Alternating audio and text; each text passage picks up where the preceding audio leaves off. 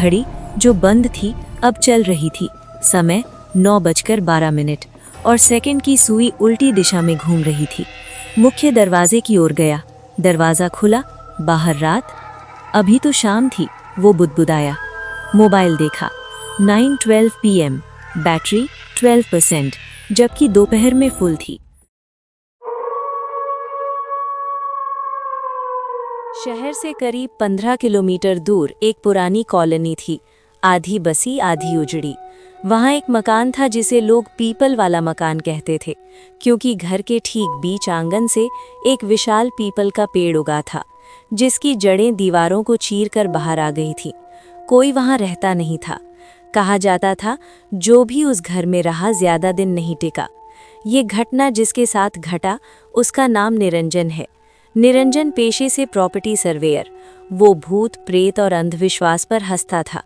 उसे सरकारी record update करने के लिए उस मकान का निरीक्षण करना था, जिसे लोग पीपल वाला मकान कहते थे। रमेश, जिसके पास चाबी था, उसने चाबी देते समय कहा, दिन में देख लेना साहब, शाम के बाद मत रुकना। निरंजन मुस्कुराया। भूत टाइम देखकर आते हैं क्या? रमेश ने जवाब नहीं दिया। दोपहर 3 बजे वो मकान पहुंचा। लोहे का गेट आधा जंग खाया हुआ धक्का देते ही खुल गया, बिना आवाज के। ये पहली अजीब बात थी। आंगन में सचमुच पीपल का पेड़ दीवार के अंदर से उगा था। पत्ते हिल नहीं रहे थे, जबकि बाहर हवा चल रही थी। उसने फोटो खींची। मोबाइल स्क्रीन पर पेड़ दिखाई नहीं दिया, सिर्फ खाली आंगन। उसने फिर फोटो ली। इस बार पेड़ दिखा। नेटवर्क गड़बड़, उसने खुद से कहा। फिर उसने मेन दरवाज़ा खोला। अंदर धूल नहीं थी, जैसे किसी ने हाल ही में सफाई की हो, लेकिन फर्नीचर सब पुराना, सफ़ेद चादरों से ढका हुआ। ड्राइंग रूम की दीवार पर टेढ़ी घड़ी टंगी थी। वो घड़ी बंद हुई थी, समय 9:12 पर। उसने नोट किया। उसके बाद कमरों का मुआयना करते हुए वो ऊपर की मंजिल पर पहुंचा।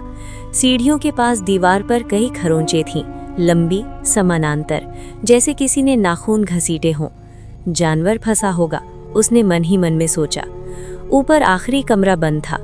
उसमें जो ताला था वो नया, बाकी सब पुराना। ये ताला नया। दिलचस्प, उसने बुदबुदाया। उसी समय उसका फोन बजा। अनजान नंबर। उठाया। सिर्फ फुसफुसाहट, ऊपर मत खोलना। Call cut. उसने तुरंत वापस कॉल किया। नंबर मौजूद नहीं। अब जिज्ञासा बढ़ चुकी थी। उसने ताला तोड़ने का फैसला किया। आखिर सर्वे अधिकार था। 2 चोट में ताला गिरा। दरवाज़ा खोला, कमरा खाली। बीच में सिर्फ एक कुर्सी और सामने दीवार पर बच्चों की ड्राइंग्स। हर ड्राइंग में यही घर और हर तस्वीर की खिड़की में एक काला साया। पीछे से दरवाज़ा बंद हुआ। धड़ाम। वो मुड़ा, हैंडल हिलाया, खुल गया। हवा। उसने खुद को शांत किया, लेकिन कमरे में कोई खिड़की खुली नहीं थी। शाम होने लगी थी। उसे लौट जाना चाहिए था, पर उसने सोचा बस बेसमेंट देख लूं। बेसमेंट का दरवाज़ा रसोई के पीछे था। खुलते ही बदबू आई, सीलन और लोहे की। नीचे उतरते ही तापमान गिर गया। दीवारों पर नमक के दाग और बीच फर्श पर गोल घेरा, राख से बना हुआ। घेरे के बीच टूटा हुआ टेप रिकॉर्डर। उसने उठाया। बैटरी नहीं, फिर भी क्लिक की आवाज़ आई। टेप अपने आप चल पड़ा। रिकॉर्डिंग। बच्चे की आवाज़। मम्मी, वो अंकल फिर खड़े हैं पेड़ के पास। दूसरी आवाज़, औरत की। उधर मत देखो, आंखें बंद करो। फिर जोर की धातु की आवाज़, चीख। टेप बंद। निरंजन का दिल तेज धड़कने लगा। उसी समय ऊपर से कदमों की आवाज़ आई, धीरे, भारी। कोई चल रहा था। कोई है? उसने चिल्लाया। कोई जवाब नहीं। कदम रुक गए। वो जल्दी से ऊपर आया। ड्राइंग रूम की चादरें अब फर्श पर गिरी थी, जबकि उसने छुआ भी नहीं था। घड़ी जो बंद थी अब चल रही थी। समय 9:12 और सेकंड की सुई उल्टी दिशा में घूम रही थी। मुख्य दरवाजे की ओर गया। दरवाज़ा खुला, बाहर रात। अभी तो शाम थी, वो बुदबुदाया। मोबाइल देखा, 9:12 PM, बैटरी 12%, जबकि दोपहर में फुल थी। आंगन में पीपल का पेड़ अब हिल रहा था, तेज, बिना हवा। पत्तों की आवाज़, फुसफुसाहट जैसी। उसे लगा पेड़ के पीछे कोई खड़ा है, लंबा साया। उसने टॉर्च मारी, कुछ नहीं। लाइट हटाई, फिर साया। पीछे से बच्चे की आवाज़, आप भी रहने आए हो? वो मुड़ा।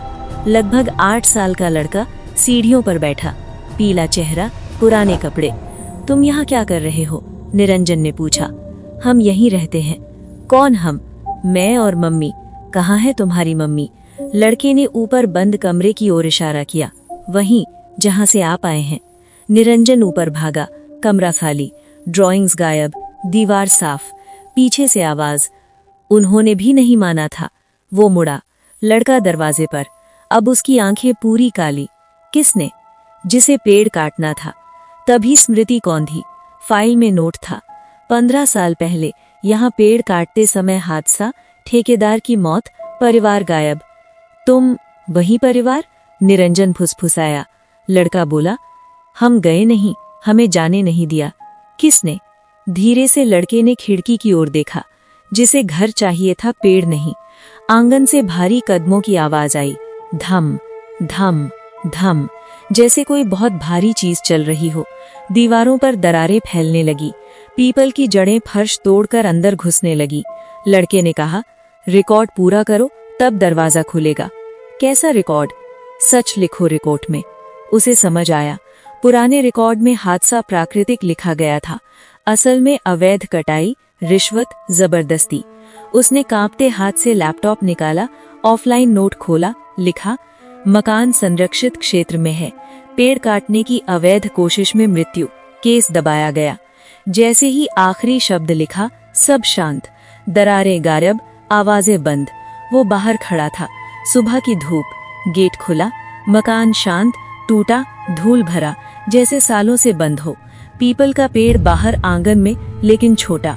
मोबाइल देखा, टाइम 3:10 PM, जैसे कुछ हुआ ही नहीं। अगले दिन रिकॉर्ड अपडेट हुआ, जमीन संरक्षित घोषित, कटाई पर रोक। 1 हफ्ते बाद वो फिर वहां से गुजरा। मकान के बाहर फूल रखे थे और दीवार पर बच्चों की नई ड्राइंग चिपकी थी। घर बिना काले साई के, खिड़की में धूप।